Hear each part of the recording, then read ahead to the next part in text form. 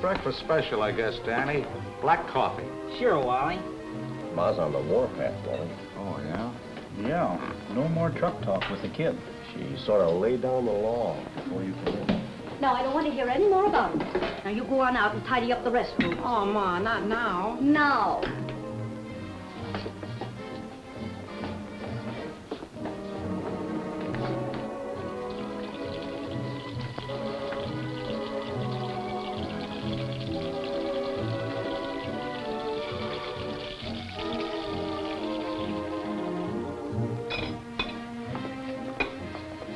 Mighty good, Ma. How do you feel today? Okay, Wally. But I got something to say, and I might as well say it, like I told the others. No more truck talk with my Danny, if you don't mind. Well, whatever you say, Ma, but how come? Wally, you've been coming here for years, and I like you. But Danny, well, he sort of idolizes you and your job. Well, all I know is he's nuts about trucks, and there's always a job for a good truck driver. I know, Wally, I know. But I don't want to lay awake nights worrying about Danny fighting some heavy truck along a lonely highway. It's not safe, especially for a youngster like him. Well, now, Ma, just a minute. Maybe way back when us old dogs started in this trucking, you'd have had some reason to worry, but not today. Wally's right about that, Ma. Why, heck, in those days, we did our braking from the seat of our pants. Yeah, and steering the old rigs was really horse and haul, eh, Blake? Oh, yep, with one foot up against the dash on those sharp corners. And the cabs, Wally, colder than a park bench in January. Yeah, it sure was rough in those days. But look at it now, Ma. The rigs are better built and easier to handle. The cab is comfortable in all kinds of weather, and when you're pushing her over the road, you know you got power brakes you can depend upon. And steering almost like a pleasure car. Then the job itself has changed. Used to be a tough racket, sure. But today we're part of a big industry. It's important and respected. A good living, Ma, good pay and plenty of responsibility. And besides, they don't usually put kids like Danny on the big rigs. So if he really wants to do some trucking, he'll probably make out all right. That's what I've been trying to tell her, Wally. But she won't listen. What you got against trucking anyway, Ma? Oh, nothing, nothing. I just thought, oh, never mind. Look, kid, if you're dead set on doing a little driving, I mean, if you don't want Ma to say I told you so, maybe some tips from the old hands here. Oh, gosh, Wally, what's so tough about driving a truck? Well, it's not as easy as it looks, Danny, with today's requirements. And there's a whale of a lot in doing the job right. There are truck drivers, period. And there are guys who take pride in their work. And some can get more out of a truck than others, just by driving it right. Take speed, for instance. Some of these young leadfoots are always figuring ways to beat the legal limits, knocking out their rigs so they can spend more time with some hash slinger and brag about their hotshot driving. Well, if they were half as good as they talk, they'd think of the truck and realize the legal speed saves brakes, tires, gas, oil, and the load. Easier on the driver, too. Cuts fatigue. And fatigue is what gets you in the most highway accidents. Ask any experienced driver, Danny, and he'll tell you that safe driving is just plain good driving. You take care of one, and the other comes along with it. You fellas agree? Well, you can't argue with that, Wally. Look. Maybe a rough diagram will show Danny that saving gas at the legal speed isn't just something the boss preaches. Now, look, kid. Let's make this line miles per hour, and this line pulling power in pounds.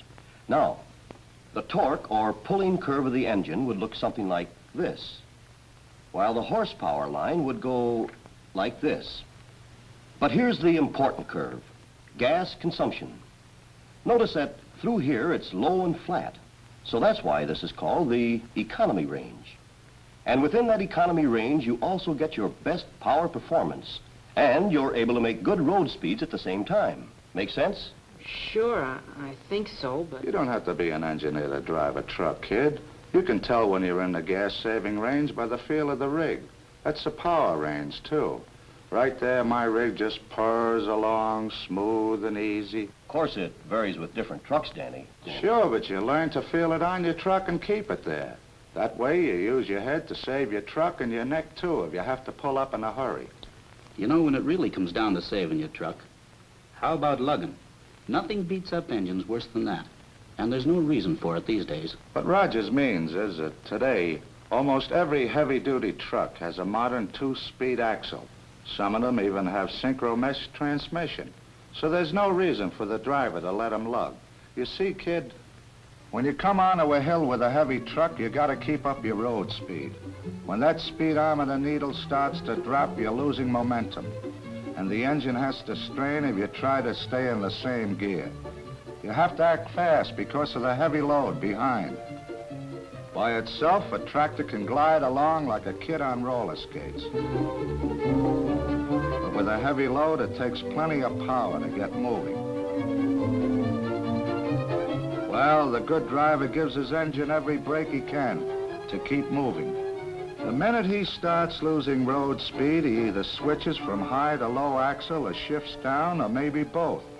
But he doesn't wait until the engine screams for mercy. He pops her right into the right gear at the right time to keep rolling. Same with traffic and lights.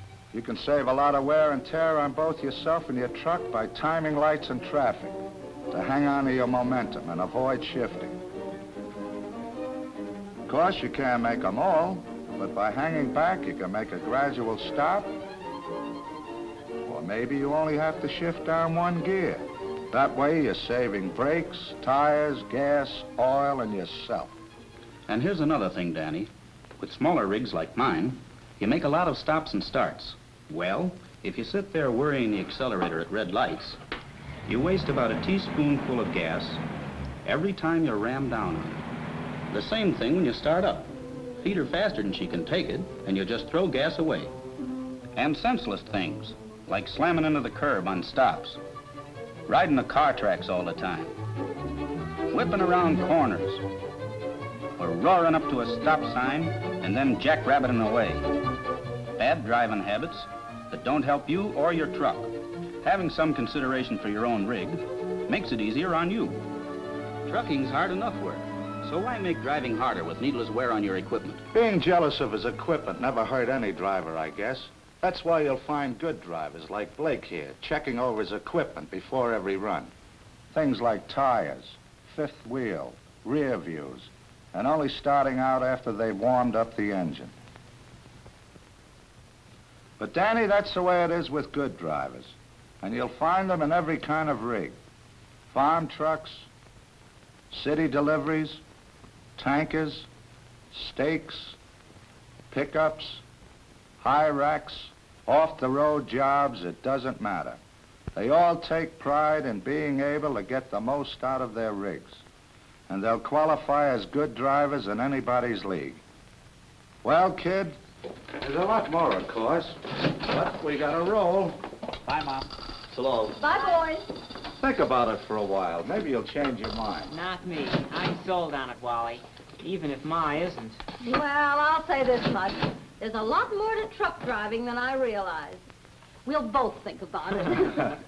Oh, one more thing you ought to know, Danny. The most important connection in any truck is the one between the steering wheel and the seat. Maybe you'll want to remember that, along with the rest of us.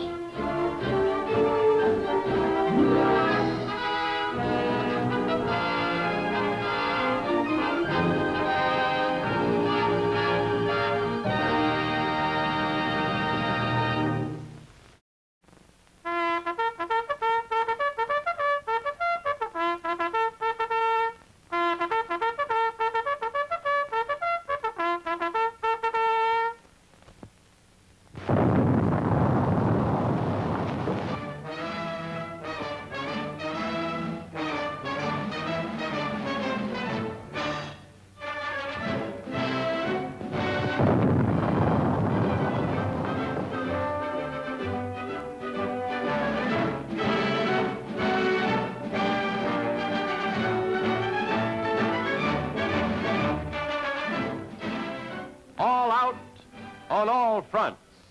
That's the order of the day. the keynote of national effort. And for 1941, it marks the unified effort with which U.S. advertising will open a new sales drive. A drive to keep U.S. dealers first on all fronts with all products. But such effort must be based on a plan of campaign, have a singleness of purpose, and all U.S. advertising does have just that.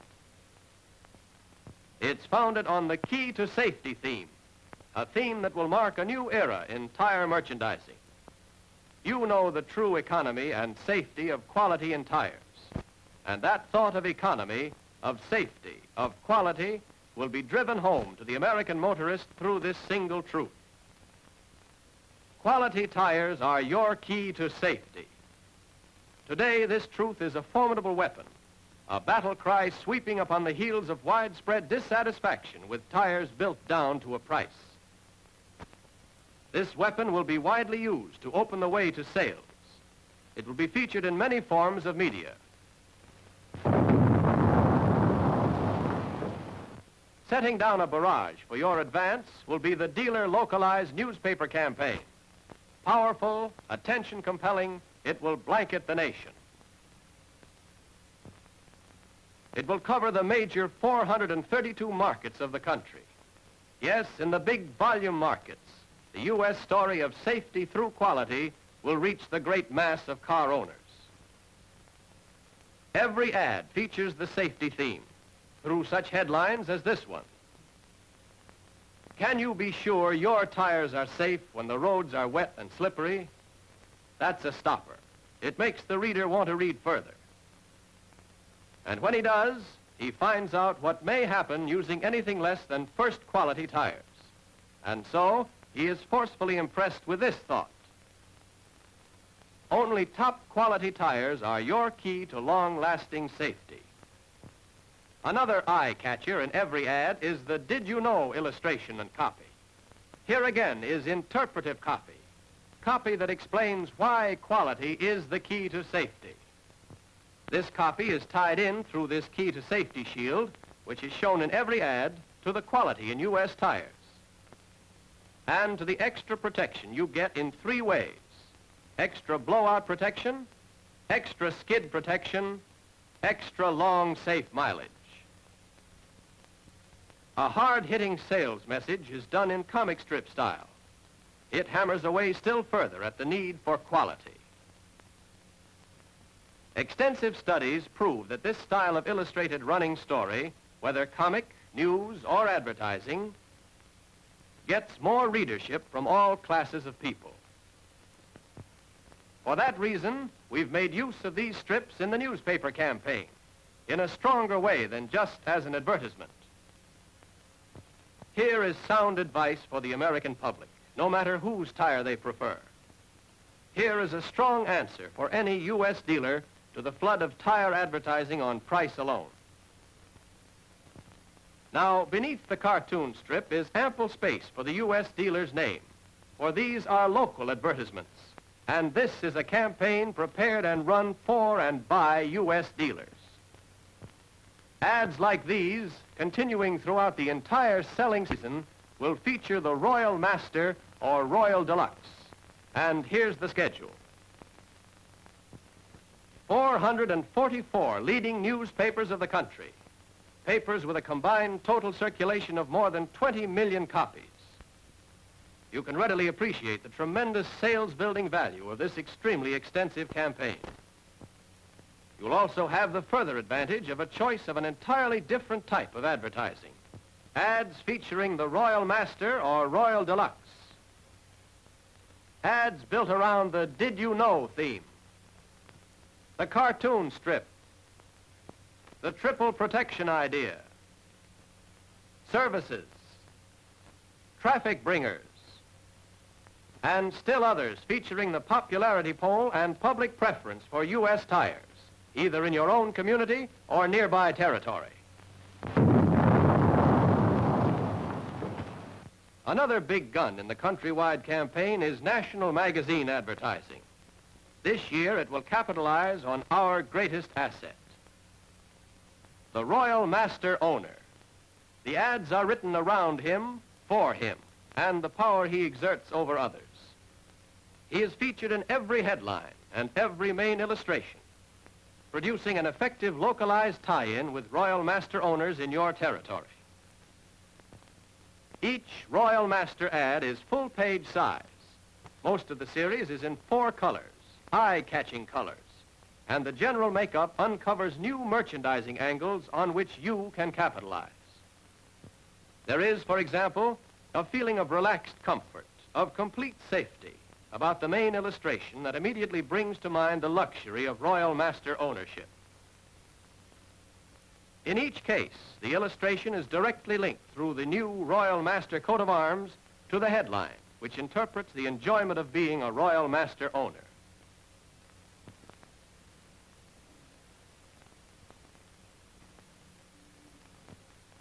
Each ad is completely picturized, with only captions running beneath the illustrations. Tests prove that people do read captions under interesting illustrations, although they are apt to pass up large blocks of copy.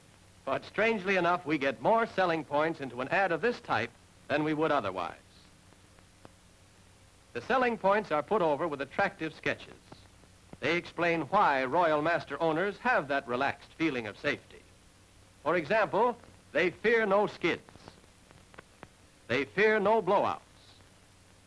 They get more mileage. They get steadier, quieter rides. They get a bonus of non-skid mileage that's almost double. Yes, each tells its own interesting little story, puts across a point of safety and economy quickly and clearly. Men who sell tires, your employees, your salesmen, will find in these captions the kind of vital selling information they can use every day. Such informative advertising as this does a double job. It helps your organization to sell tires while it interests the public in buying them.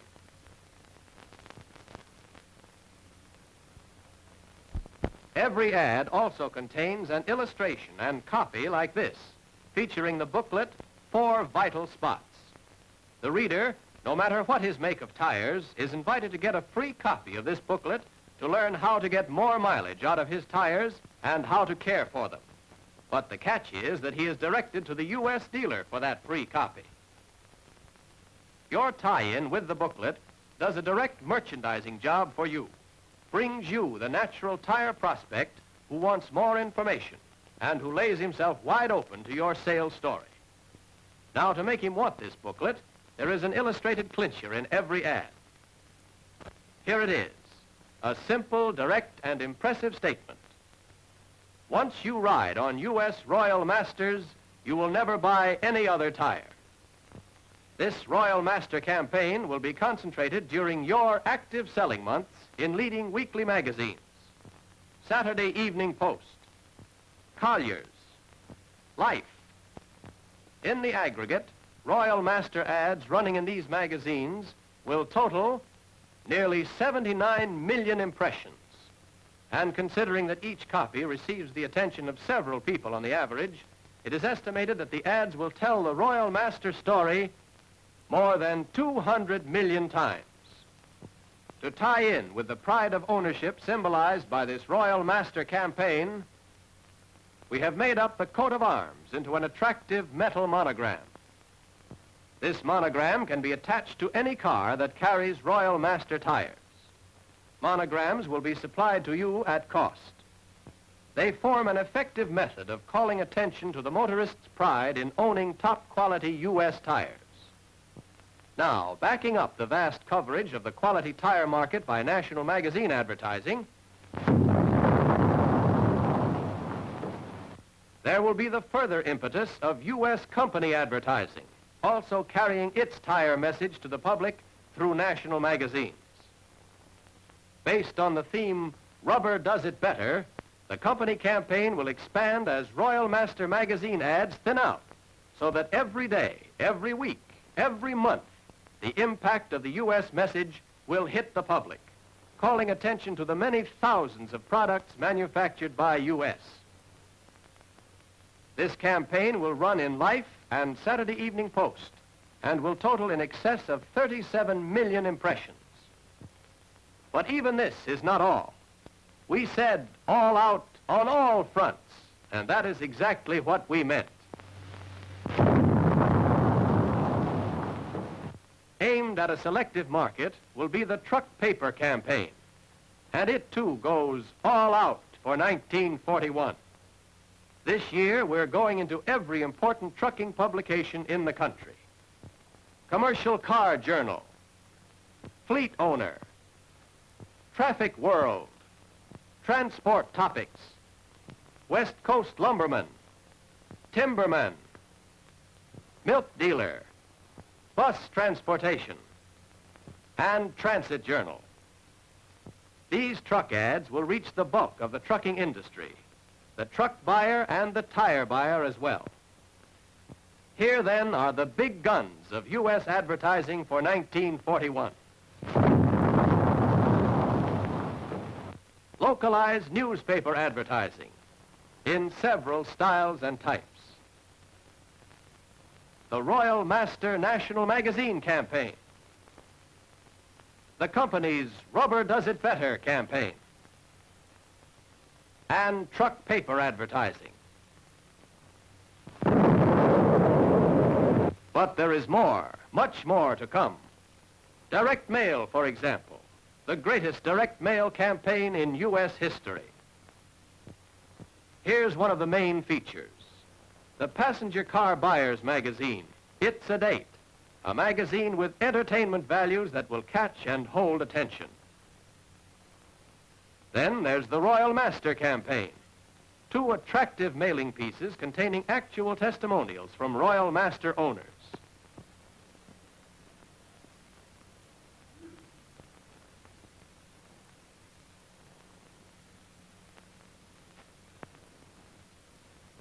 For more passenger car tire prospecting, you'll have Selector, a campaign which actually selects the car owners in your territory who are your prospects right now. Based on a letter and a postcard, it opens the door for your personal call. And here's more passenger car prospect finding help. A complete postcard campaign. In addition to postcards containing tire, battery, and accessory sales messages, there will be others on time payments, used tires, retreading service, bargain offers, weekend specials. For truck tire buyers, there's the Truck Tire magazine, all sports, designed to appeal to and be read by everyone in the truckers' organization, from the owner to the driver. It's the only magazine of its kind devoted to sports. One of the features of this magazine is the Star Drivers Club, linking U.S. Rubber and the American Trucking Association in a program to promote safer driving. To increase the effectiveness of all truck tire advertising, there will be a sound motion picture to supply U.S. dealers and their salesmen with information they need on selling truck tires. For more local merchandising support, you'll have additional U.S. aid in a number of ways. One way is through billboard advertising. It ties in with other sales messages on the Key to Safety theme. Designed to catch America on the move, such ads as this one will be sure to make their impression on the minds of all who see and read them. In addition to using such billboards, you can take to the air. We'll supply radio spot announcements, brief, crisp messages that tell the listener in the home or on the road to come to you for quality tires. Even the theater goer will be hit with minute movies directly tying you in with this impressive method for putting over the U.S. story of safety in tires. And for added tie-in, you will have ample point-of-sale materials. They'll be backed up by stratograms, a complete series of merchandising events. Stratograms will give you a rounded-out plan of merchandising tactics 6 times a year. You'll receive full information on each of these events. And you'll have ample display material. There'll be window displays, displays for the sales room, displays for the court, everything you'll need to put over each stratogram campaign. On top of the displays, you'll get mats for newspaper and handbills, everything you need to step into command of your market.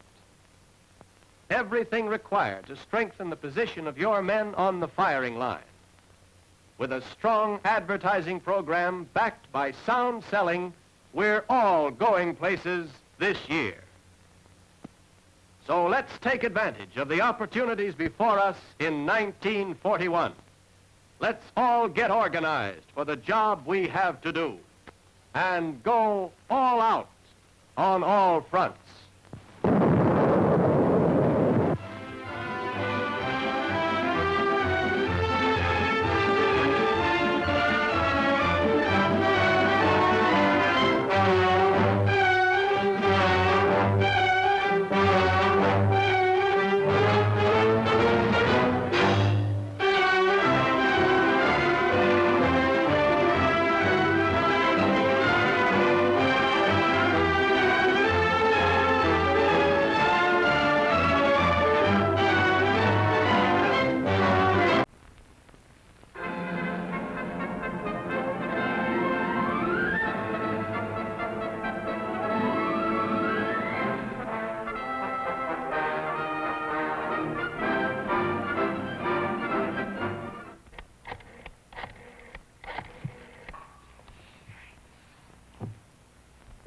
Hello, Mr. Allen. Jack Harris. How are you? Fine, thank you. Mr. Allen, I'd like you to see the new 53 Pontiac. It's really a beautiful car, and I thought you might enjoy getting a good look at it. Sure, your 52 is a swell car, but I know you always like to drive the new model, and whether you're ready for a trade-in or not, I'd like you to see this one. Oh, no, it's a lot different, inside and out. That's okay. Make it at night. How about this evening? Anytime. Matter of fact, they're going to be working here tonight, putting in some new display fixtures. I'll be here all evening. Fine. I'm looking forward to seeing you, Mr. Allen. Goodbye.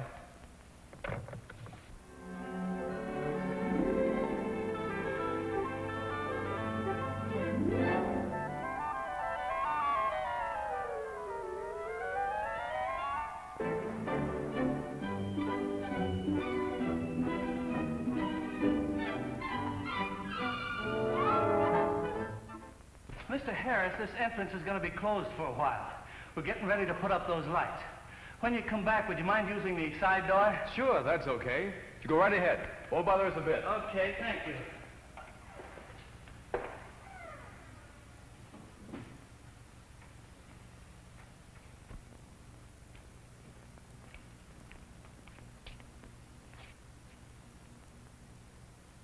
Say, that is a beauty. You have made a lot of changes this year. From bumper to bumper, actually more than 90 new features. And these are not just changes. That's a brand new car. Not only better looking, but a better performer. Still sold on your car, huh? Oh, I love it. Why shouldn't I? That's always been a sweetheart of a car. And it gets better looking every year. I'm sorry, Mr. Harris, but we're going to have to kill the lights in here for the next few minutes. I plugged this spot in the window circuit for you. That'll give you some light. That's all right. As a matter of fact, there are quite a list of things I want to spotlight for Mr. Allen. Can't think of a better way to do it. Okay, Joe, kill 'em. All right, Mr. Allen, let's start the features story. The Pontiac engineers and designers really went to work on this one, starting right there in front. The new grille design for 1953. If you recall the grille on your 52, you'll see there's been quite a change. Not just new, but a cleaner, more massive design. Makes you feel just a little prouder that you're driving a Pontiac. You know what I mean? I certainly do. The same is true with our famous Silver Streak. This year, it's smarter, with more color, but still distinctively Pontiac. Now, let's get up to something that's more than just better looking. Here's the windshield for 1953. Just sit behind the wheel for a minute. No center strip. One single expanse of glass. See what a feeling of unobstructed view you get, even here in the dark. It cleans easier, too. So you see more, and you see it better. While you're in the car, compare the 1952 instrument panel. with this one that'll be serving you in 1953. That's certainly a fine arrangement. It surely is. All instruments here in a single semicircle. Look at the speedometer detail. You get the whole story at a glance. Battery, gas, oil, water. On one horizontal line. Main light switch here at the extreme left. Easy to locate in the dark. Then, windshield wiper. If you have the windshield washer, the push button is right here in the center of it. A new location for the heater and fan controls. And sliding them horizontally makes the operation much smoother than the old rotating type. Here's a real feature. You turn on the ignition and operate the starter in a single one-hand operation. And notice the new location of the ashtray. It's convenient to driver and passenger both. Take a look at the new steering column jacket. All working parts are concealed. Not only a smoother appearance, but easier action. You get the same design in the synchromesh. And this year, Pontiac offers power steering as optional equipment. See how easily the wheel turns, even when the car is standing still. Also, the front ventipane is crank operated. Simplifies window operation for you. You'll like that. Just another matter of convenience that Pontiac likes to give you. A new door trim design, too. Really handsome, isn't it? Yes, it certainly is. Now then, Mr. Allen, we've made some pretty important changes in the rear seat that I'd like to show you. Well, this year, there's 2 1/4 more inches of knee room back here, and an inch deeper seat cushion. That's right, you can really stretch out in this one. All around, there's more comfort, more roominess in this back seat for you, or for whoever you'll have sitting back here. Incidentally, you get an extra inch of leg room in the front seat that you'll appreciate. A new position for the accelerator pedal does it. Now let's get on to some more features. There's another convenience for you in this year's gas tank. It holds 20 gallons. That's 2.5 gallons more than last year. And with the fine gasoline mileage you get with dual range, that means a lot fewer gas stops for you. That's especially important on a long journey where stations are far apart. That's a new fender line, too. Smart, isn't it? Sleek and modern, and blends beautifully with the rest of the design. There's a new gravel guard and fender shield. Starts in front of the wheel, then across, and curves around to complete the rear fender styling. Here's something else you'll like. If you recall the trunk opening in your present car, you'll appreciate the new, larger opening in 53. 4 inches lower. Makes it an easy lift for that heavy luggage. You remember how vision was improved in the 1952 rear window over earlier models? Yes. Cut down that blind corner a lot, didn't it? Oh, it certainly did. But now we've cut out that blind spot altogether. A full wraparound rear window. In last year's car, the angle of vision through your mirror is 29 degrees.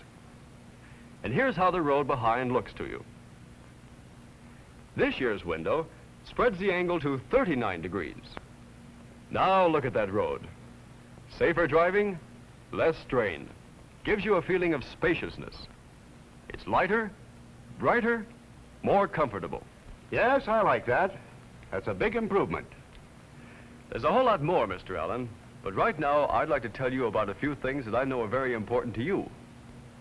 One is another Pontiac First, an easy pull handbrake. This is one your wife will like. It takes a fairly strong pull to operate the 52 brake, as it does on most cars. And when you park on those hills out your way, that brake gets a real workout. This year, it needs less effort, less length of pull. That intermediate lever does the trick. And the brake is even more positive in action, because it takes hold quicker. And now, Mr. Allen, for the first time, something's being done about the curves, too. You know when your car rounds a curve the way the wheels tilt? Well, that's a problem that engineers have grappled with for years. And here's the first practical approach to a real solution. It's a highly technical problem, but here's what normally happens to your wheels going around a curve. As the car leans out, the wheels tilt with it, away from the curve. And the car tends to go in the direction of the tilt. So you have to steer hard against that tendency in order to make the curve. Well, we've made steering a lot easier with a Pontiac Curve Control front suspension for 53. The new suspension doesn't look so much different, but Pontiac engineers worked out new lengths and pivot point locations so that the wheels tend to hold straighter on the curves. It's not only easier to steer, it cuts down on tire wear and squeal. Gives you a much smoother ride. Gives even more meaning to the fact that dollar for dollar you can't beat a Pontiac. And in 1953, you get a 2-inch longer wheelbase, 2-inch longer body, more leg room, more hip room, more hat room. Actually, more car. And all of that car, a Pontiac. The lights are all set now, Mr. Harris. Just hit that switch over there. Fine. You could have timed it better. And now, when you see that car, Mr. Allen, you're really going to appreciate it. You know the feature story. Here's the front page headline. The American Beauty, Pontiac, 1953.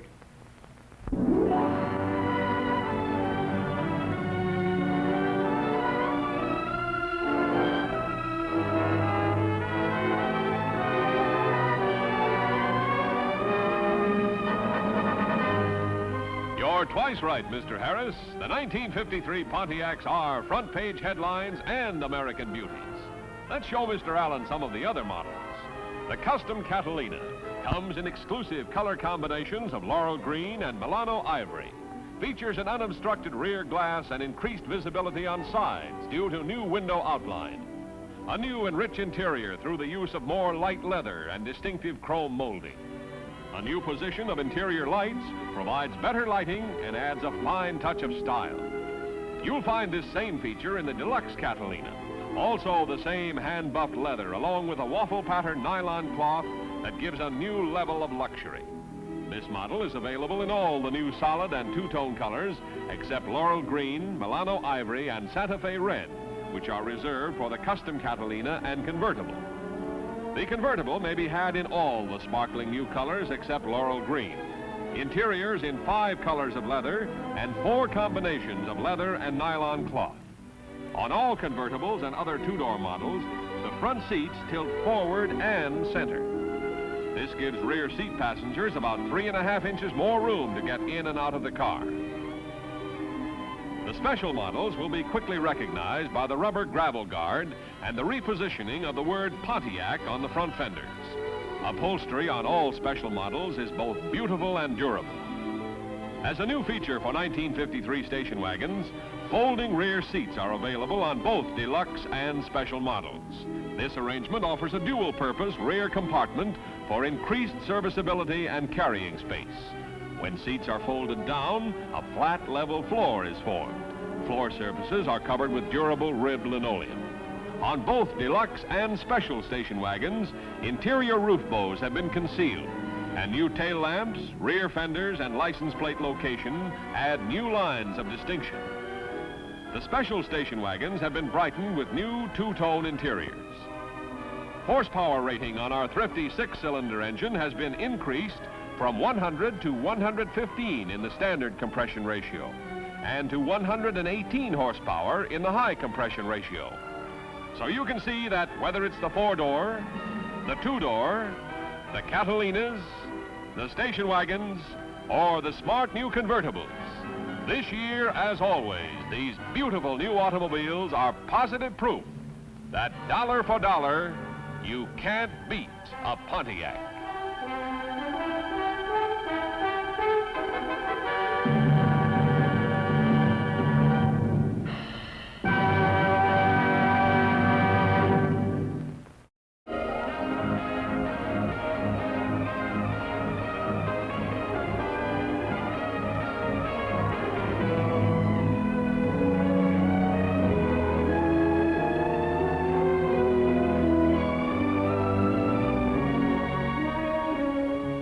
What do you see? Something new. Something finer. It's perfect down to the smallest detail. I see a masterpiece. I see the biggest story of the year. I see a brilliant new star. And so do I. Yes, any way you look at it. It's new, finer, perfect. A masterpiece. Yes, the biggest story, the brightest star. The new, the big, the beautiful Pontiac for 1954.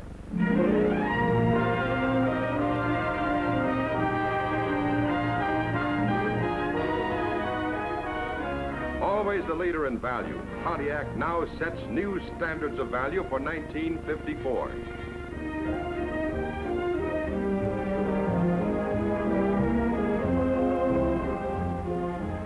And as always, Pontiac steps out ahead in its new models to show the world how much automobile can be bought for the money. Star of the line is Pontiac's dramatically new series of big cars. The Star Chiefs, shown here in the custom Catalina. Star Chief is the biggest, the most captivating, the most dynamic automobile yet built by Pontiac. The Star Chief is almost 214 inches in length, 11 inches longer, with new styling, new comfort, new luxury details. Star Chief is powered by Pontiac's famous 8-cylinder engine, excitingly improved for even more horsepower. Pontiac's improved dual-range hydromatic transmission is again optional for all series. And for 1954, power steering has been further refined in smooth operation and steering response. And now, in keeping with its tradition of offering all that a fine car can offer, Pontiac offers the option of power braking, perfected braking that has proved worth waiting for.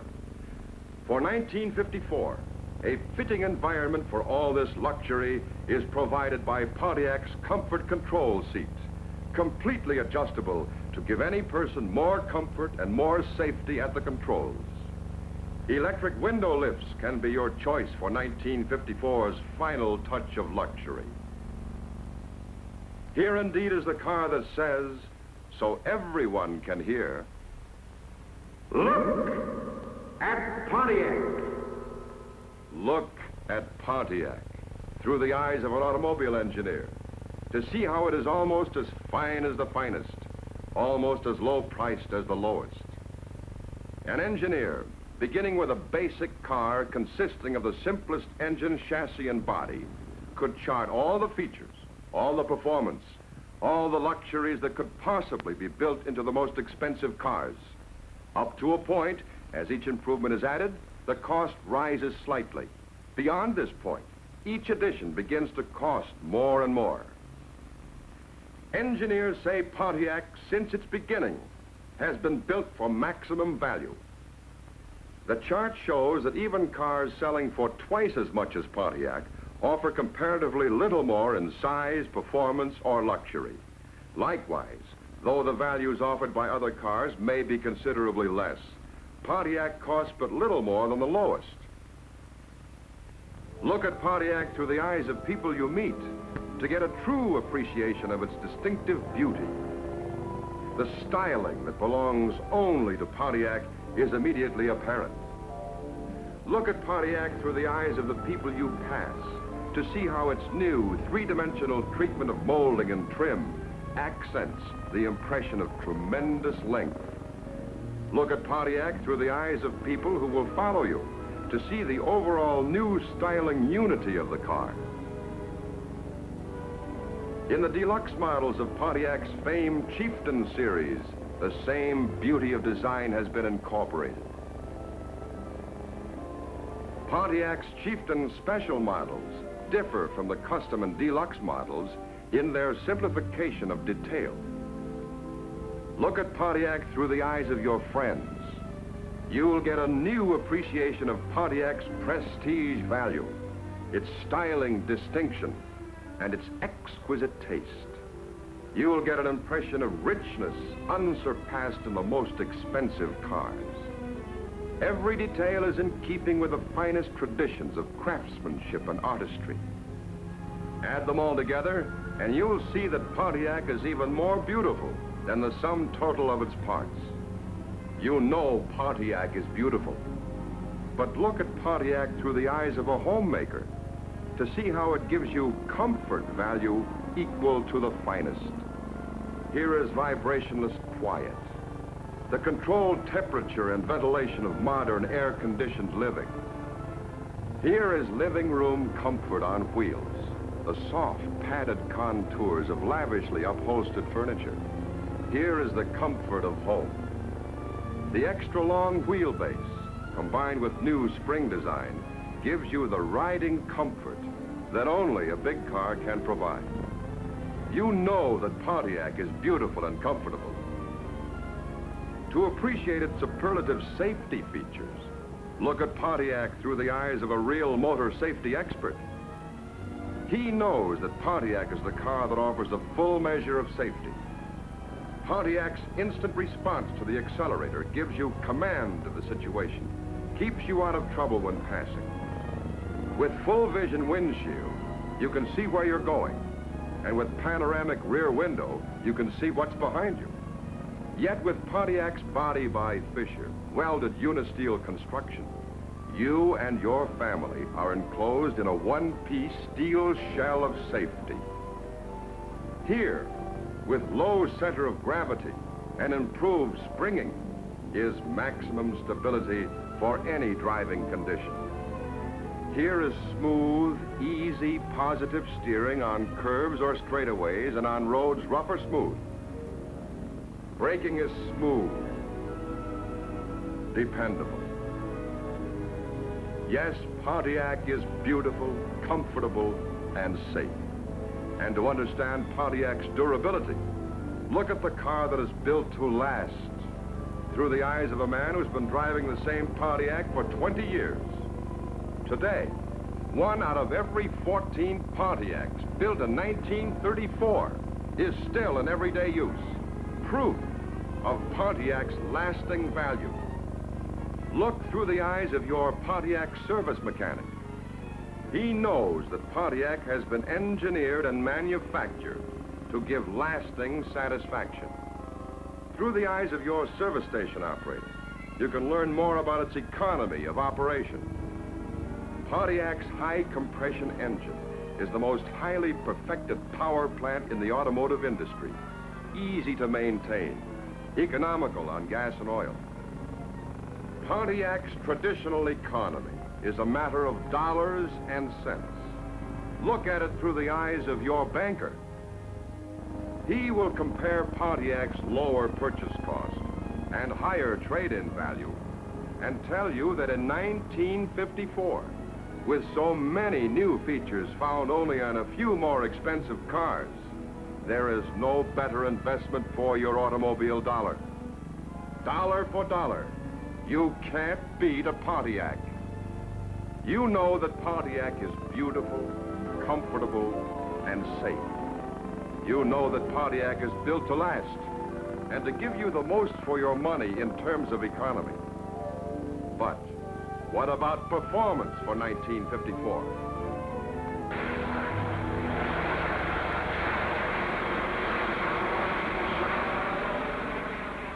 How would you like to look at performance through the eyes of a jet test pilot?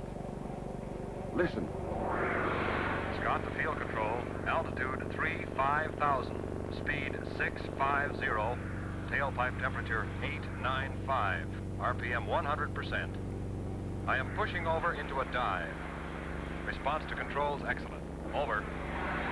Well, there's a first-hand report on how it feels to fly one of Uncle Sam's new jet aircraft. The test pilot is a flying engineer with every sense delicately tuned to the response and performance of precision machinery. Look at Pontiac performance through his eyes.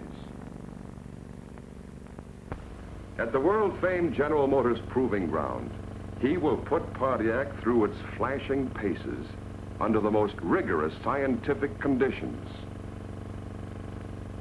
As a test pilot who knows the value of advanced planning, he'll check the facilities before he begins. The speed loop and straightaways where top speeds, acceleration, and deceleration are tested. The Belgian block road, gravel and sand roads, and hills of every degree of steepness. He knows that just as his airplane is ground tested before he is asked to fly it, so too has Pontiac undergone endless hours of torture tests before it is released to the public. A man whose life depends on fine engine performance recognizes the outstanding leadership of Pontiac's high-compression 8-cylinder engine with the new top performance of 127 horsepower. Because this added power has been accomplished by improvements in carburetor and manifold design with improved ignition, Pontiac has maintained its outstanding economy. He appreciates the effortless ease of dual-range hydromatic pioneered by Pontiac. He knows its tremendous advantages in outstanding fuel economy, longer engine life, better engine braking, smoother driving, and quieter operation. Pontiac's power steering has proved itself in hundreds of thousands of miles of effort-saving driving. Improved for 1954, it is offered as an optional feature. With this special effort measuring wheel, our test pilot first checks the amount of effort to turn the wheels when the engine is stopped. The scale reads 18 pounds. Then, starting the engine with Pontiac's easy key start switch, he rechecks the effort needed to turn the wheels with the car stationary. Now the scale shows only about 6 pounds, 1/3 the effort every time you turn the wheel. Of course, you don't have to be a test pilot to appreciate velvety smooth, yet steel trap positive braking action. The brakes are easier to reach, easier to operate, reducing fatigue and shortening the time needed to apply the brakes and stop. Just as jet aircraft have adjustable seats to give the pilot full mastery of his flight controls, so Pontiac's comfort control seat lets you take full advantage of wide vision, dual range hydromatic, power steering, and power braking.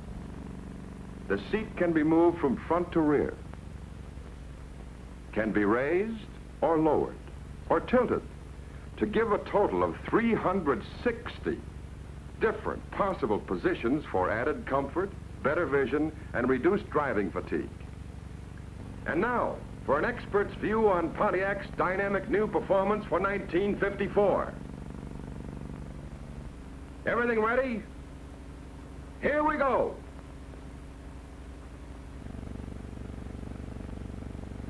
Scott to operations. Testing.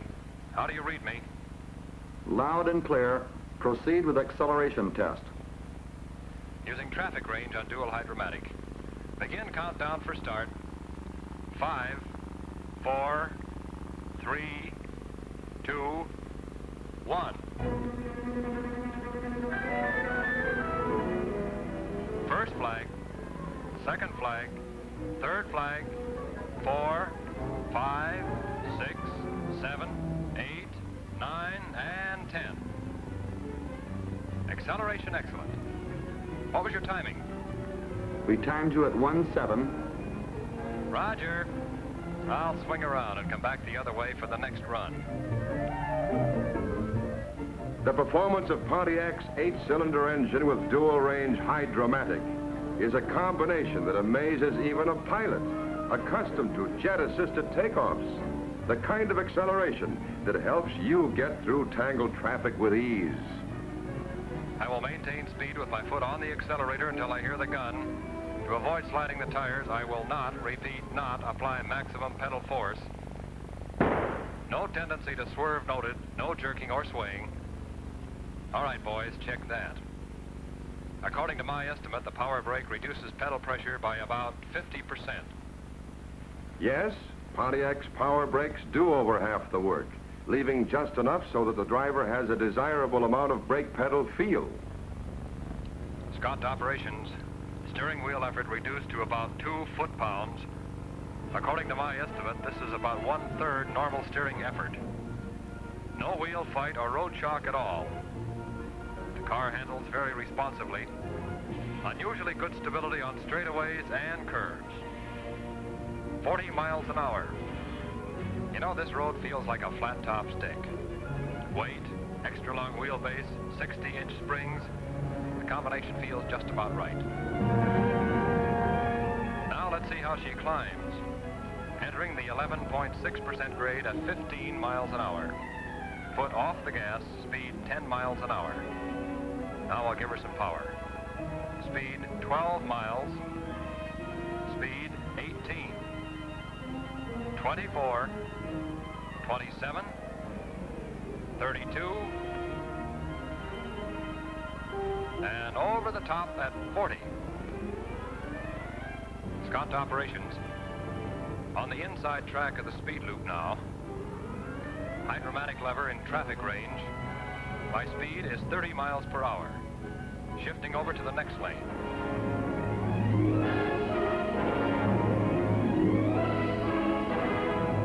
My speed is 35 miles, accelerating rapidly. Now shifting over to the next speed lane. At 45 miles an hour in traffic range. Engine is running very smoothly at about 2,500 RPM. I need a little extra power for passing, so I've just pushed the gas pedal to the floorboard for an automatic shift down. Response is terrific. Car speed 60 miles an hour. Engine speed approximately 3,300 RPM. Now I'm going to shift into cruising range. Car speed remains the same, but engine speed drops 30% and is now barely over 2,200 RPM. The engine is just loafing along smooth as silk. Now I'm on the top of the track.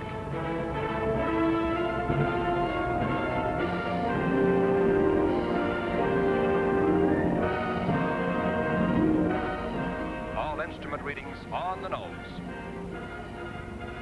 All control response excellent.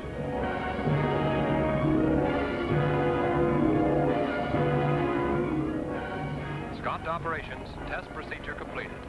I'm coming in for a landing. But don't get me wrong, I could keep this up all day.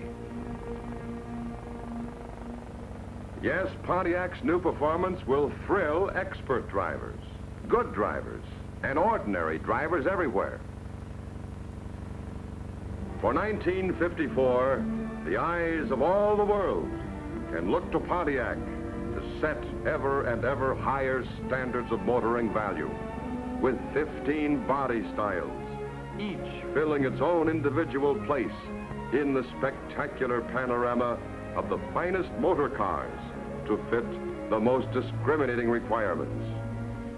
And for 1954, a display of more beautiful colors, warm reds, rich browns and tans, gay yellows and creams, shimmering greens, cool blues, restful grays, winter white, black that gleams with its own highlight.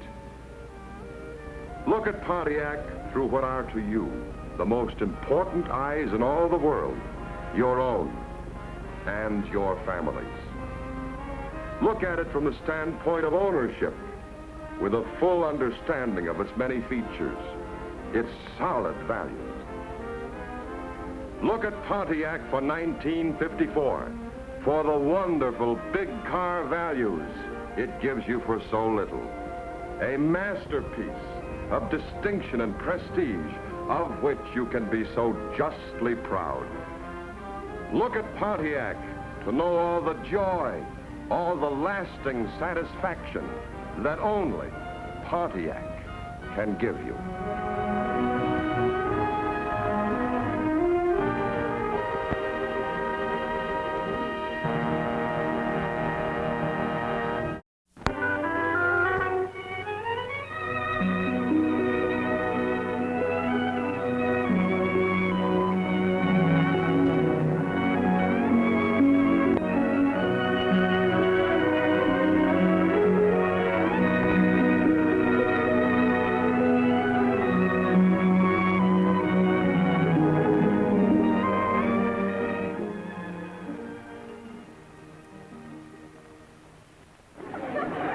Here in Fairview, People are about as sociable as anywhere else.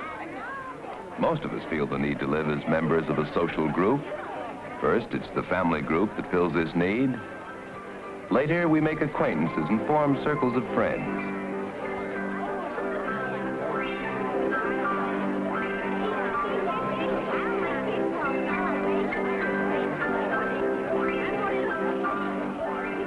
To have the respect and affection of other people is one of the most important things in life. Yet we don't think about it much, except when we're outside of the group, wanting to belong. This is something Ruth and Charlie Thompson and their parents had to think about when they came here to Fairview a year ago. All strangers in a strange community. Yes, and this is something the Oster family had to think about too. Young Willie and Hilda and John. And you can see they belong to the group now, but a lot had to happen before they found their places in our community. It all began that day a year ago when the Osters first arrived in Fairview. Oddly enough, the Thompsons came to town on the same train. They were all strangers then, strangers to each other, strangers to the rest of us in town.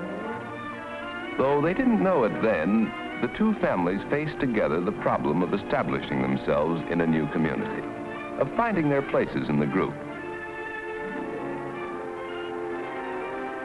To the Thompsons, Fairview was much like their old hometown. But to the Osters, this was all entirely new. They were fresh from across the ocean, from a land where the way of life was very different, and they felt alone. Now, like any community, we have all kinds of people here in Fairview. We have our upper crust and our rank and file, our snobs and our friendly, sociable people. No, sir. The people around here don't care where you come from. It's what you are that counts. You'll find we have a fine bunch of people running this town.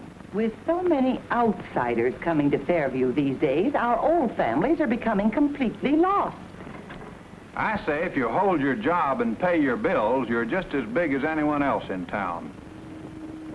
But in spite of their differences, Fairview people pretty well agree on one thing, that newcomers have to show what they can do before they are accepted in any of the town's social groups. The youngsters came up against this problem right away on their first day to go to their new school. To Ruth and Charlie Thompson, it was just a problem of getting acquainted and then choosing and forming a new circle of friends.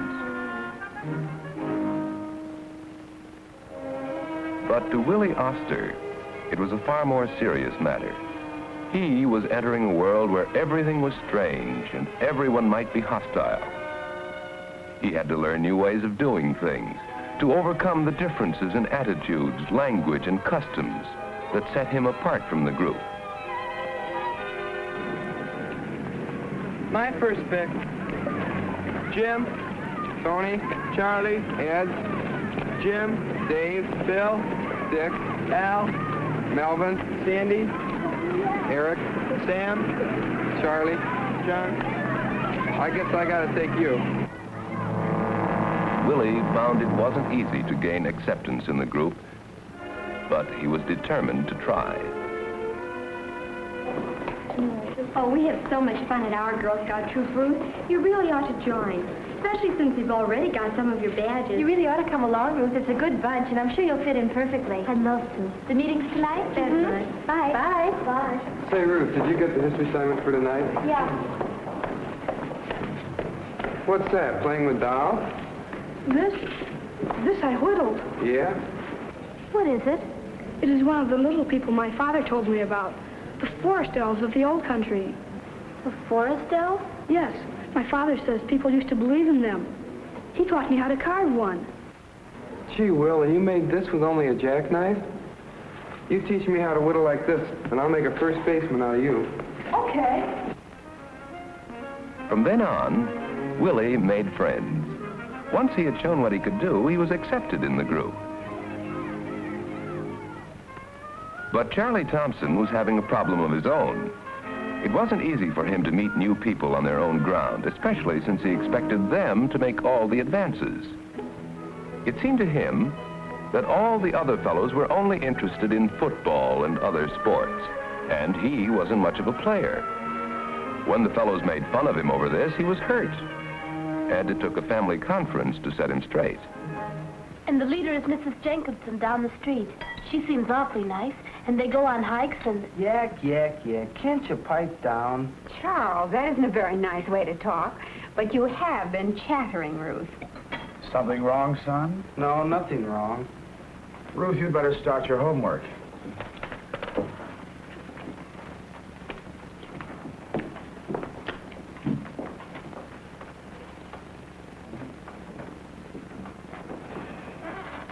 Well, Charles, come on, out with it. Well, I don't suppose it really matters much. It's just that the fellows around here, they don't seem too friendly. Not friendly? Are you sure they are the ones who are standoffish and not you? After all, you're the new one. Yes, Mary, but maybe he's right. You know, kids can be pretty rough on a newcomer sometimes. Charlie, what makes you think they're not friendly?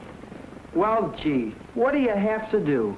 I try and be nice with them, but they're not having any. And just because I don't play football, they act like I was poison. Football? Aren't there any other activities around school? Perhaps it's up to you to break the ice. Isn't there a camera club? You used to belong to one. Well, I guess maybe there is. Well, if I were you, I wouldn't let them get me down. Why not get in the Glee Club or the Dramatic Club? And you like history? Isn't there some sort of a group there? Why, sure, there's lots of clubs and activities at school. I guess I could get into one of them. Then why don't you, Charles? Well, I guess it is up to me to break the ice.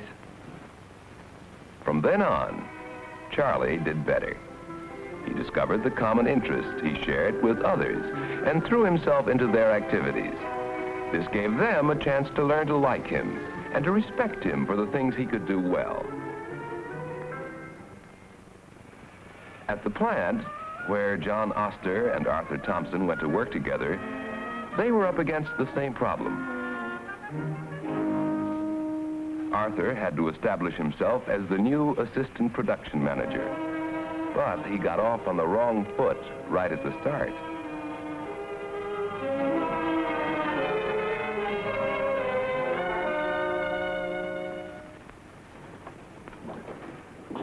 Well, I'll be. Gonna dock us for quitting early to go to the basketball game. Who does he think he is? We've been doing this for years. Nobody works when the high school's in a basketball tournament. You see, Arthur had ignored a custom of the group, and like all groups, they resented this from a newcomer. Art, did you put this up? Why, yes, of course. You should have checked with me. The men have been doing this for years. Well, it just didn't seem right to me. Well, maybe not. But we have a good, hard-working bunch here. And one reason is that we let up on them once in a while and let them see their kids play basketball. Well, shouldn't that be on their own time? Well, maybe so. But it's been going on for so long that the men think it's their right. All you've done is to get them mad at you. You better get out of it, or you're going to have a hard time. Arthur realized he wouldn't get along with anyone in the plant unless he admitted his mistake. Backing down, huh? Well, anyway, he's willing to admit he was wrong. Arthur's next problem was to show the men in the plant that he knew how to handle his job. You wanted to see me, Mr. Thompson? Why, yes. I've been looking over these blueprints for that turbine job. And I'm afraid there's a miscalculation in them.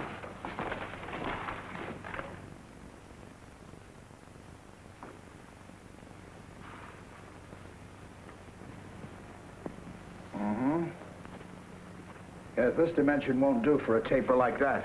Gee, that was easy. I wish I'd learned to use one of those things. Huh? Oh, this handy little gadget, the slipstick. Well, I can show you how to use it in no time at all.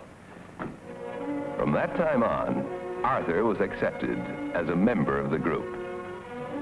But John Oster remained an outsider. He kept himself apart out of shyness over his ignorance of the ways of people in this new world. Many of the other men at the plant regarded him with the suspicion people often feel toward someone strange and alien. But a few tried to get acquainted. You going to the basketball game, Oster? Basketball game? I do not know about it. What? You don't know about the game? The big game? I'm sorry, I do not know. What's the matter with that guy? Who let him into this place anyway? That's all right. He's a good machinist. He knows his job and he does it. Yeah, so what? He can't even talk English good. He's smart. He'll learn. Say, listen, why don't we get him to go bowling with us Thursday nights? Go bowling with us? Nothing doing. I don't want to get mixed up with that kind. What have you got against him, Hank? After all, your old man wasn't born in this country either. So what?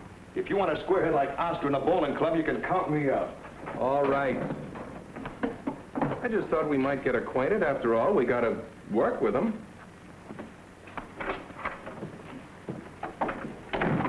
Fetterfane. No, Tom. Weathervane. Weatherfane. How can I do it, Hilda? In the city, when we were living with other people from the old country, it did not matter. Here I am different. How do you do it so well? I listen to Willie. Oh, he tells me such things. And I hear the way he says them. Now, you try it again.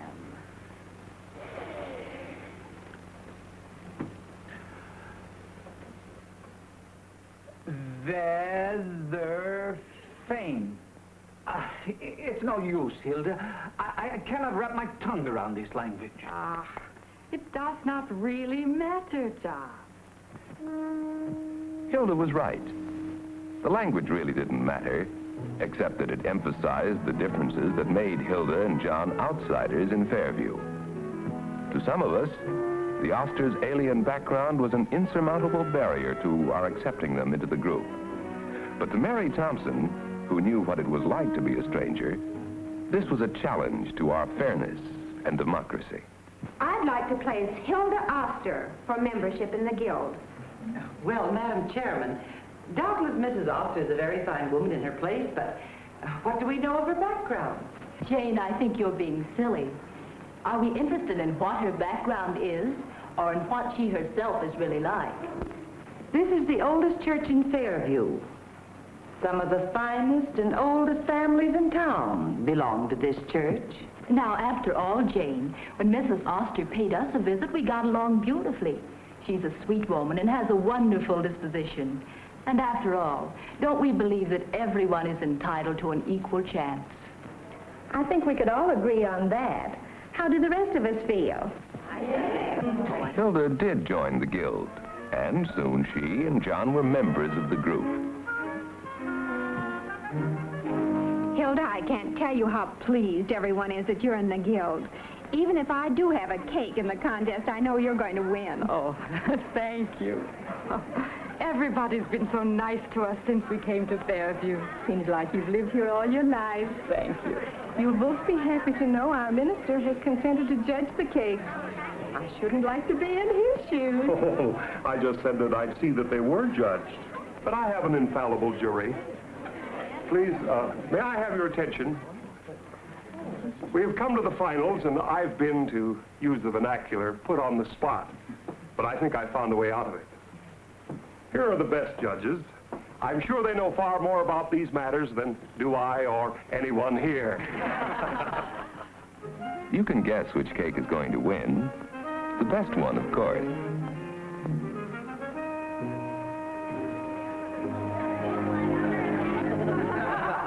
But this is the story of two families finding their places in a strange community, learning what it takes to become members of a new social group.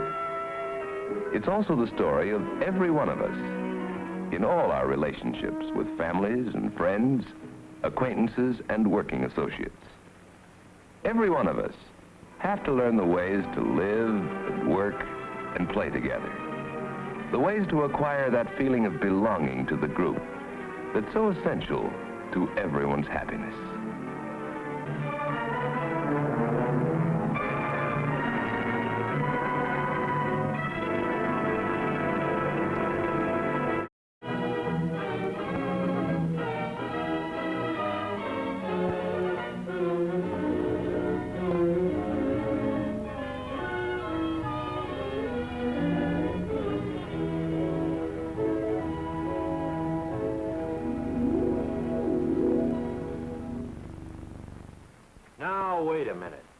I want you to understand that I'm not the sort of fella that'll take just any old job you offer.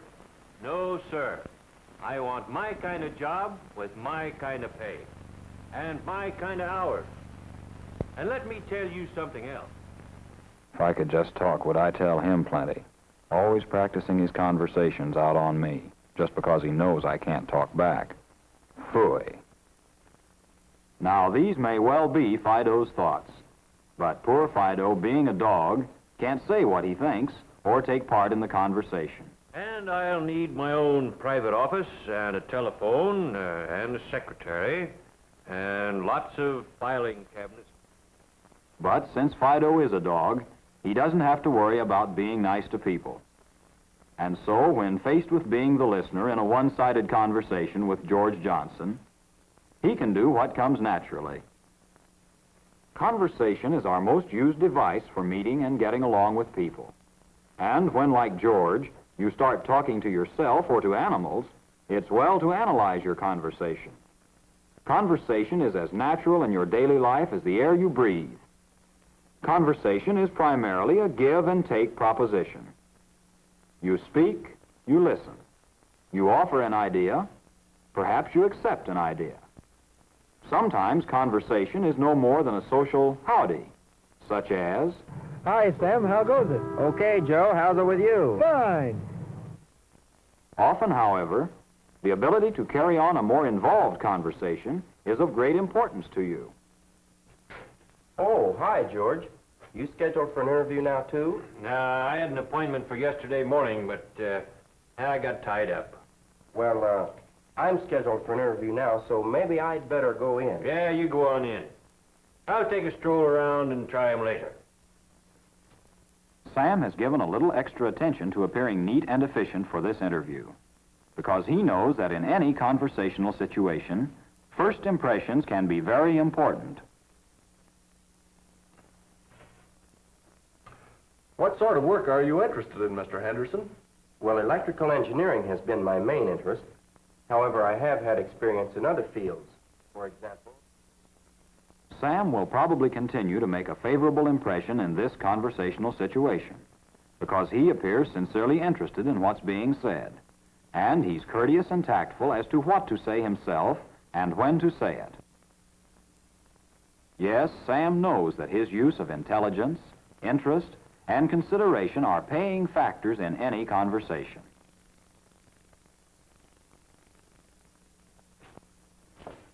How'd it go? All right, I guess. Well, step aside, son, and let an old master turn on the charm. Show him how it's really done. Let's just take a second. Wait for me, will you? Okay. Now, George is George. Not a bad guy once you get to know him. But George approaches most situations like a bull elephant. With him, it's charge and bellow. And now, Mr. Johnson, what type of job is it? What I'd like to know is this. What sort of jobs you have and how much do they pay? Well, now, I've had all sorts of experience in a lot of different... George talks to people like he talks to Fido, with little regard for what effect what he says has on others or what someone else might like to say. To George, conversation means just one thing. Talk, talk, talk. And what does this style of conversational approach gain for George? Well, let's see.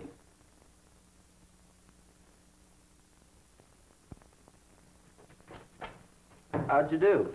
Cinch. Just told him what a sharp article I am. That's all there was to it. Say, what about this party tonight? You going? Oh, all we ever do at her house is watch TV. Anything good on? Oh, I suppose so. I don't know. Well, I'll be there. They always have food anyway. Come on, I'll let you buy me a cup of coffee. Okay. Good conversational ability serves us socially as a showcase for our personalities. Well, now here's a lovely personality. Hello. You're new here, aren't you? Been in town long? My name's Sam Henderson. How do you like the party? Well, I don't know. Some of the other girls my sister used to.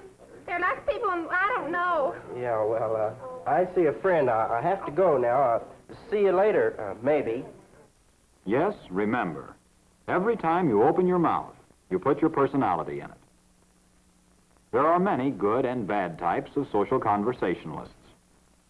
Just listen in on any group and, oh well, maybe this one. Say, what goes on here? All right, everyone, it's time. Time. Now, before I turn on the set, I want to warn you not to get too interested. Because tonight, I have a little surprise for you. I wonder what the surprise is our little hostess has in store for us this time. Probably a peachy game of musical chairs or spin the milk bottle. The program's starting. The show is on. Time passes. And the little surprise our hostess has in store for us is all but forgotten. And then, it happens. John, did you hear that? It's your imagination. It's not, I tell you. I heard something. It's him. I know it is. He's come back to... Listen. Hey! I'll be getting good. Surprise, everybody. Surprise. I've decided that because we always watch television at my parties, that tonight we'll do something different. What about the program? We'll turn it on later. Now, first, I have a little surprise for you. We're going to do something just a little bit different tonight. We're going to have some real old-fashioned conversation. Well, surely you haven't forgotten how. Well, come along, Helen, you say something. But Some people have said that with television in our homes, there is no longer a need for social conversation. But then you never can tell when an emergency like this may come along. And then it's always handy to have something worthwhile to say. George, you say something. Been pretty cloudy here the last 3 or 4 days. That reminds me, you know, the last time... Oh, George has something to say. In fact, as a conversationalist, George is pure perpetual motion. He isn't too sure just what he's saying, but he's going to make sure he says it. Helen just isn't interested. After all, if we aren't gossiping or discussing the latest fashions, who could possibly be interested? Bill's interested, but only in slipping his foot into the conversational door. Bill's got a fish story he's been thinking about ever since this talking started, and he'll tell it or die trying. Marilyn is a lovely girl, and when she realizes how bad speaking habits have affected her voice, she will be well on her way toward becoming a better conversationalist. In this conversation, the process of communication has broken down. There's no give and take, no exchange of ideas. In short, no conversation. How about these other folks? Maybe they're getting along a little better. But it seems to me that these people who are buying older homes are getting a raw deal. Maybe so, but look at it from this point of view. I think the people who own... Now, Chuck's not saying anything, but still he looks interested in what's being said. And after all, there is no communication without a receiver. Good listeners are good conversationalists. Jean is listening too. She's also interested in what's being said. And when the time is right, she'll have something of value to add to the conversation. And it seems to me that most housewives would prefer what they'd gained from the old bill rather than the new. Well, I can see their reason for thinking that way. However, when we look at it from the long-range point of view, it's apparent that the new bill is... The people in this group, whether talking about world problems or the weather, have learned to discipline and direct their conversation with tact and with consideration for each other. Good public speech is simply enlarged conversation.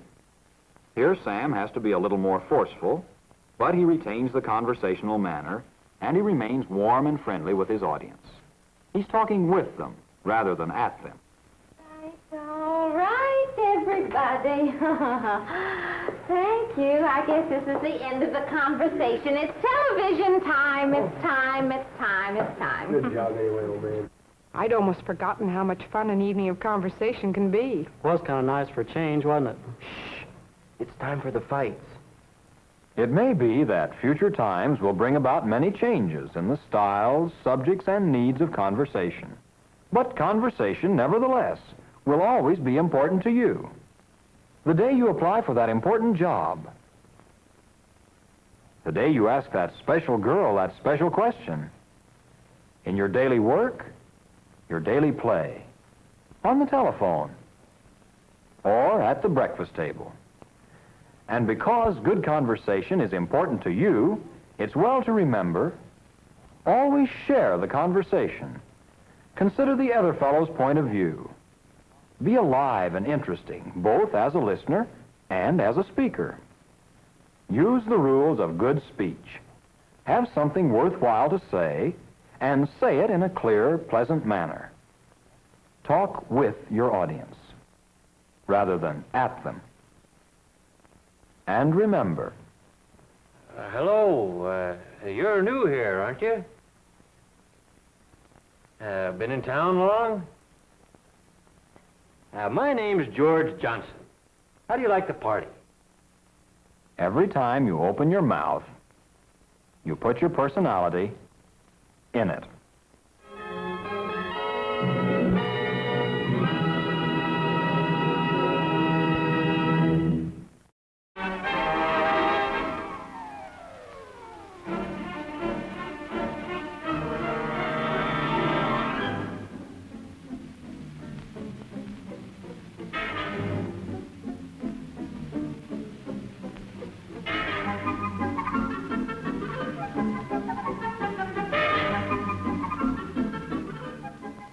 Because we are social beings, reared in a social way of life, all of us have to communicate with one another, to give expression to our feelings and thoughts. Obviously, we communicate to get the other fellow to think, or feel, or do something. Listen. Fire! Fire! Everybody out! I love you, Joan. You won't find a more attractive hat in town. Fie, my lord, fie! A soldier and a feared? And that's the news of the world today. Now for the local news. Whatever its purpose, every communication is an activity in which people arrive at common understandings. Consider, for example, the way in which this policeman communicates. When he gives this signal, he gets this response from the driver. The driver responds to the idea of stopping, to his recollection of what might happen if he didn't stop, and to the policeman himself as a symbol of authority. Of course, the same ideas could be evoked by a mechanical signal, or they could be evoked by a word. Language, written and spoken, is our principal tool of communication. Words, sentences, and statements form symbols which we can use to convey almost all meanings. But to use language effectively, we have to make other people understand what we are saying, as well as understand ourselves what they are saying.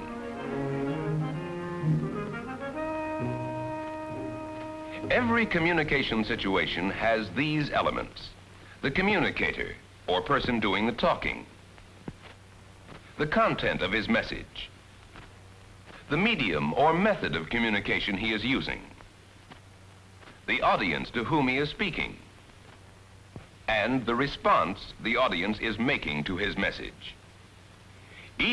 What do his words and statements mean to him? What is he really trying to say?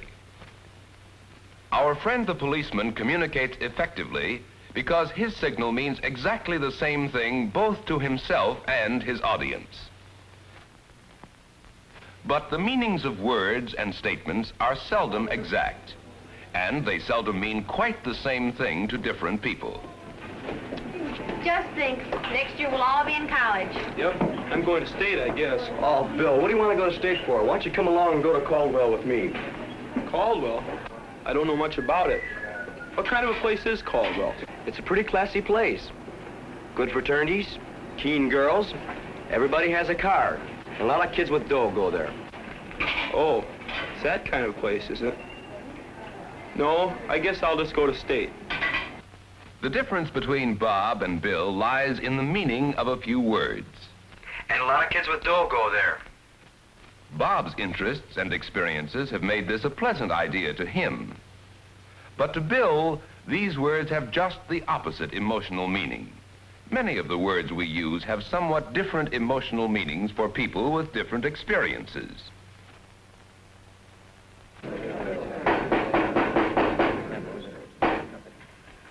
I am honored today to present to you the next mayor of our city.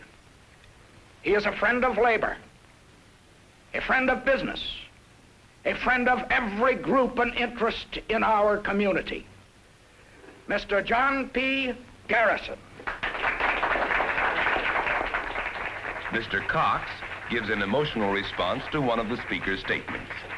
He is a friend of labor. These words suggest to him certain uncomfortable experiences he has had with some of his employees. The words also have an emotional meaning for Mr. Garvey, another businessman. To him, they suggest the satisfaction he once derived from his association with a labor organization.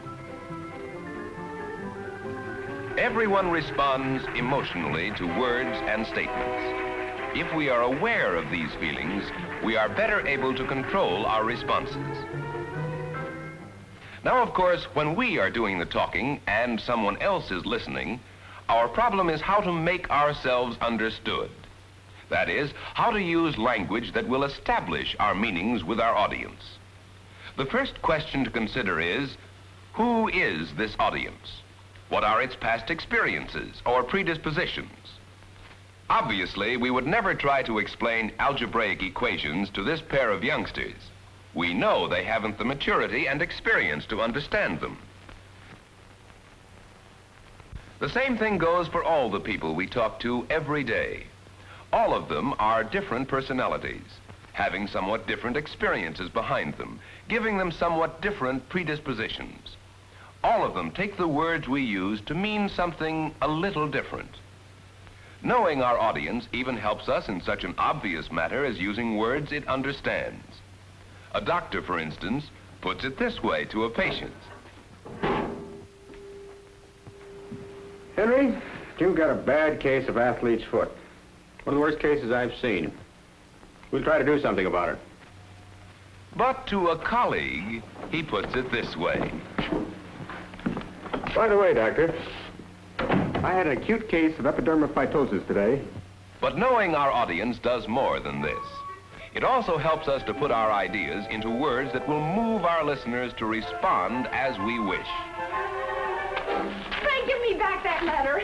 Mother, make him stop it. Helen's got a letter. Oh. Helen's got a letter. Now, Frank, stop that. Give Helen back her letter. And stop being such a baby. Oh, all right. Here, Helen. And Helen, I'm surprised at you scuffling around like a regular roughneck. Mother knows just what symbols to use to make Frank and Helen respond as she wishes. We can generally get a more favorable response to an idea if we use words and statements having the right emotional appeal. Hello, George? Yes, I'm fine, thank you. George, I'm calling to remind you about your contribution to the community chest. Now, this is a new year, you know. Yes, well, I don't know whether I can give as much this year. Well, George, to tell you the truth, we're asking you to give more if you can. The people that count have to support this thing, you know. This is a decent, clean, prosperous community, and we've got to keep it that way. All right. You've got a good point there. I'll send you a check. Language appealing to self-esteem and civic pride is effective in this situation. But with a different audience, another set of symbols is needed. Hi, fellas. Oh. You fellas make your contribution to the community chest yet? Nah. You don't think you can get any dough off of us, do you? We're just working for coffee and donuts around here. Well, but you're working, aren't you? What about people too sick to work? People out of luck. They need help, don't they? What about the clinics for kids and the help that goes to mothers and older folks? We've got to give those people a hand. Yeah, I suppose we do. This audience responds to a different set of words, though the underlying idea is the same. Besides using the right language, we have also to use the right medium of communication to reach our audience. Most of us know already how important it is to choose the right situation.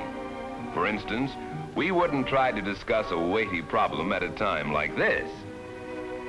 Likewise, we would never try to make a serious speech at a time like this.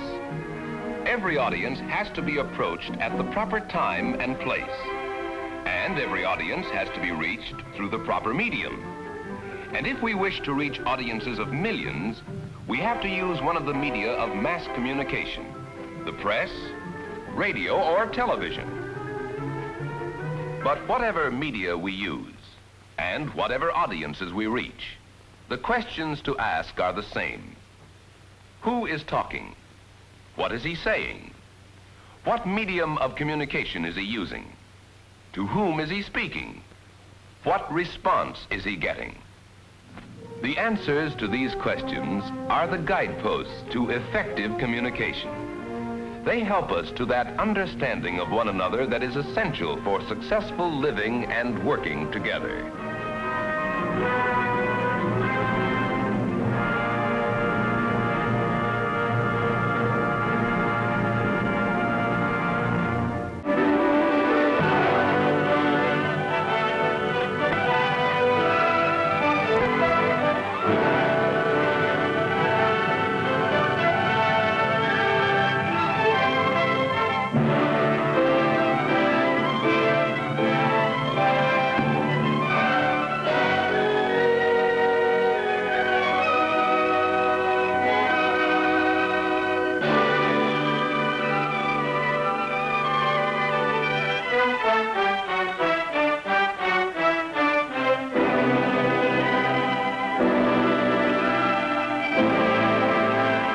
Measure the achievement of a nation.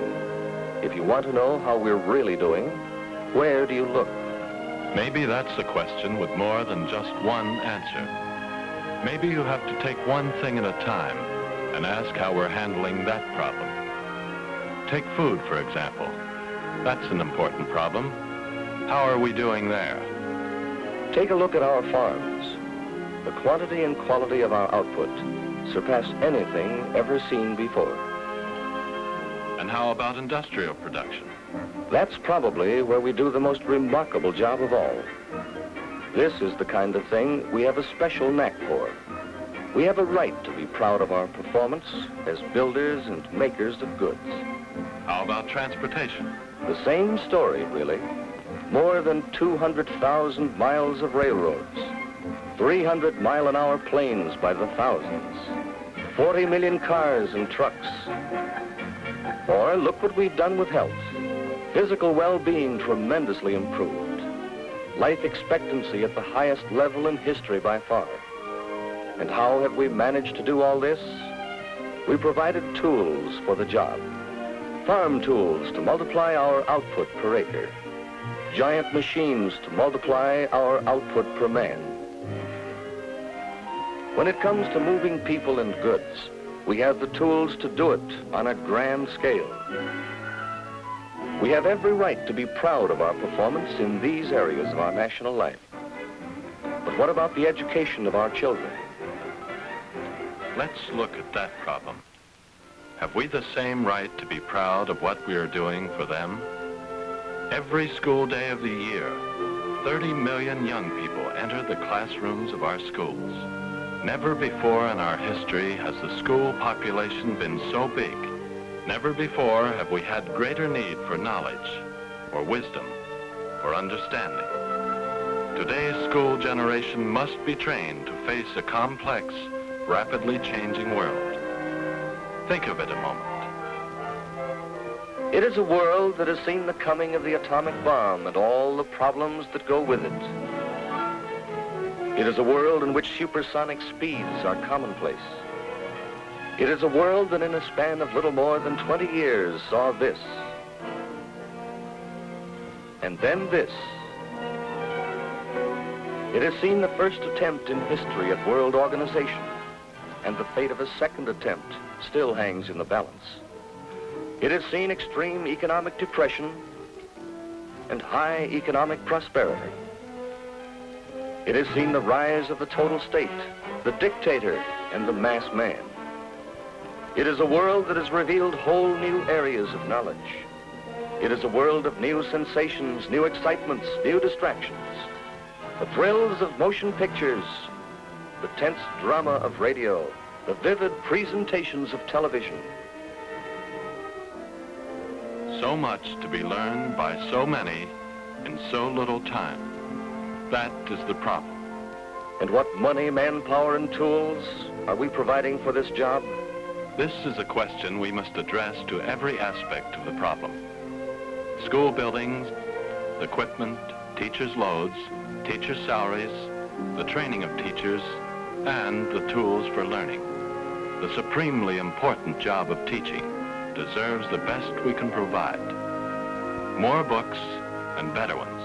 More audiovisual materials and better ones. More teaching materials of all kinds, each suited to a special task of communication. For education is communication. It is the communications problem we consider here. We want to explore the tools of audiovisual education, and especially the educational motion picture. Why try to explain the workings of a gasoline engine with words and gestures alone, when films can do it this way? The 4 cycles are intake, compression, explosion. Why depend entirely upon verbal explanations and static drawings to portray life in foreign lands, when motion pictures can do this? Work very hard. Everyone must help with the work if the camp is to be ready by nightfall. We must have books to teach the great events of history. But why use books alone when films can help so much to make these events come alive? So many needing to learn so much in so little time. How do these new audiovisual tools measure up to this job? Well, let's see. Here is the classroom of Miss Mildred Mahoney of the University of Chicago Laboratory School. To most of these primary grade children, farm life had been vague and remote. Then one day they saw a film about a fair. Places in the line. At last the choice is made. The judge's work is done. He has picked the winners. Well, the champion's blue ribbon goes to a girl. Johnny gets a ribbon, too. His calf is a winner. Here are some of the activities that grew out of the common experience of the class.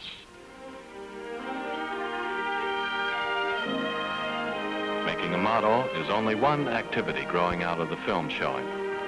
Books especially designed to go with the film help the pupils to read about the experience with ease and with understanding. Johnny goes to the barn. He shines the horns of his calf.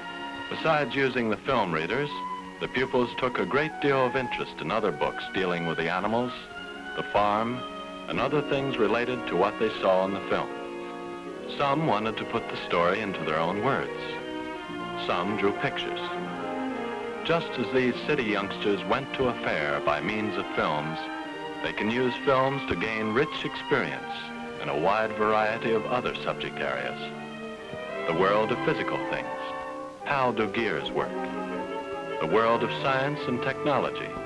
How is nylon made?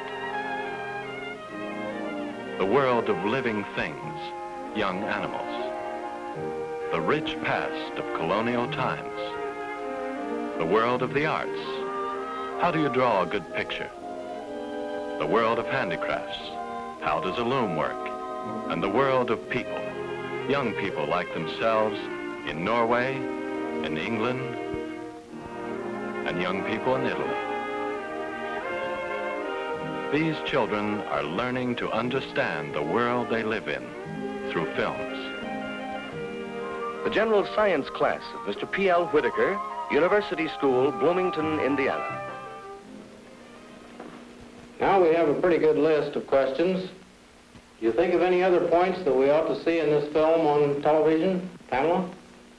What makes the electrons, or whatever they're called, come together and form the shape for the picture? That's what I don't understand. Good. Let's add that. What makes the shape or pattern of the picture? Is there anything else? Well, then let's see the film. Don, will you close the shades?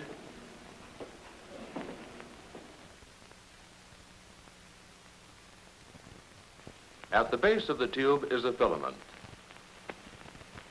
Fitting over the filament is the cathode, a cylinder coated with earth oxides.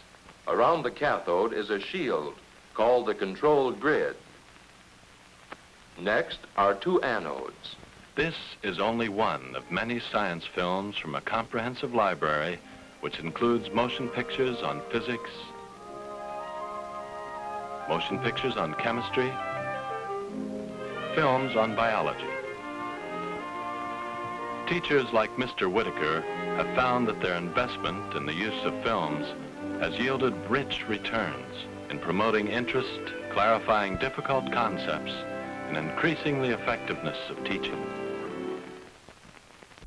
The history class of Mr. John Hamburg, Edgerton, Wisconsin Public Schools.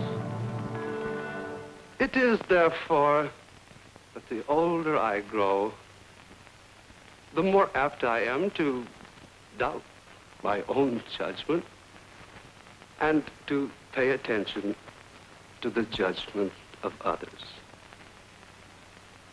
Sir, I cannot help expressing a wish that every member of the convention who may still have objections to it would, with me, doubt a little of his infallibility and to make manifest our unanimity, put his name to this instrument.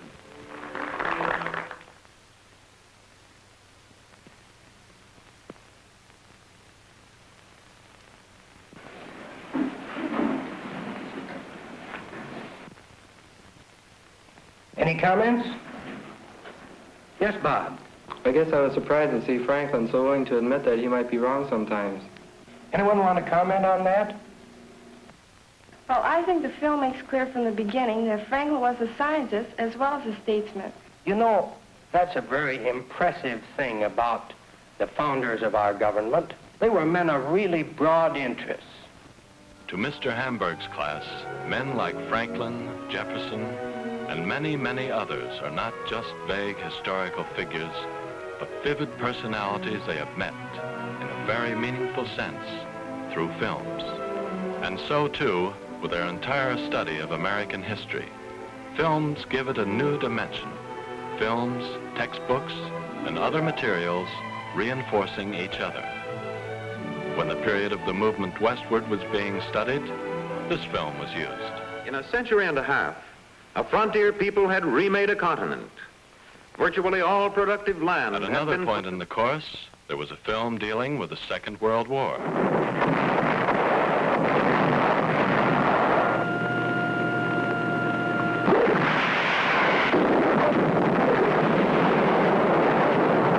After that, a film on the United Nations. The independent member states of the United Nations seek by means of these 5 great bodies to maintain the peace. Discussions like this are typical of the interest that films help create. I don't see how you can talk about degrees of democracy and despotism like the film said. Either you have a democracy or you haven't. That's what I think, too. If it's just a matter of degree, then all systems are the same. That's not what the film said. The point was that you can't just go around using words like democracy and despotism without knowing what they mean. That's right. One of the first things any dictator tries to do is fool the people with words they don't understand. And get all excited about. Some people can't even exercise.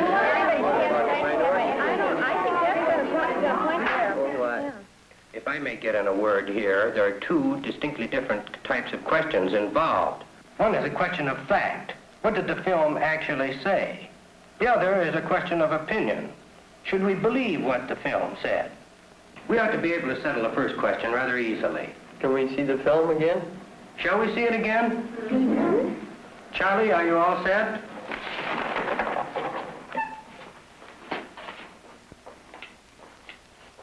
The 6th grade class of Mrs. Bessie Southcombe of the Cincinnati, Ohio Public Schools. A call for me. On another occasion, the film selected had to do with personal hygiene. She washes her face at least every morning and evening.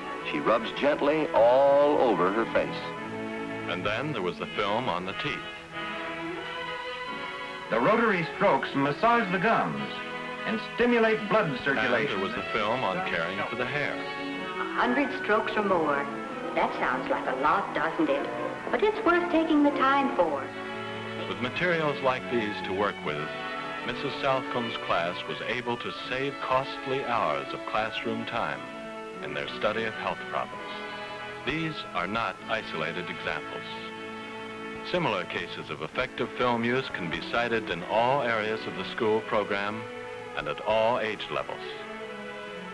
For instance, to the art class of Mr. Harlan E. Hoffa of the Evanston, Illinois schools comes the skilled artist. The students have the experience of seeing a great artist at work. The engineering class of Professor Richard H. Cole of Northwestern University. A lucid and straightforward demonstration of the meaning of vectors. The teacher training group of Mr. R.E. Peaty of the University of Chicago gets a new insight into child development. The importance of the child's questions and how they are answered. And for adult groups like this, the films provide a common experience for a group discussion. Films are only part of a broad movement in the audiovisual field. Film strips, records, magnetic recordings, models, charts, radio and television are also new tools for enlightenment. To promote a wider and more effective use of these tools, states, counties, and cities have appointed professional audio-visual directors to provide leadership in the field. Universities have established centers for teacher training and research in audio-visual education. The U.S. Office of Education and other civilian government agencies have training film programs.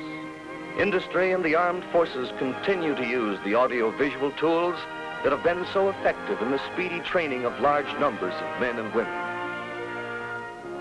Mr. Clarence Randall, president of a large steel corporation, said, I hold a deep conviction that training films are an important aid to the development of education in industry. They are direct, they are inexpensive, and they teach people not only the how, but the why of doing things the safe way and the smart way. Admiral Halsey of the Armed Forces said, When time was precious, the Navy turned to the medium of the motion pictures for technically accurate and educationally sound instruction. Research centers such as this one at Pennsylvania State College are constantly adding to our knowledge of films and their effective use. A growing number of city school systems have central points for the distribution of films, and more than ever before, individual schools are fighting to get the facilities they need to make the use of films and other audiovisual materials a regular part of classroom instruction.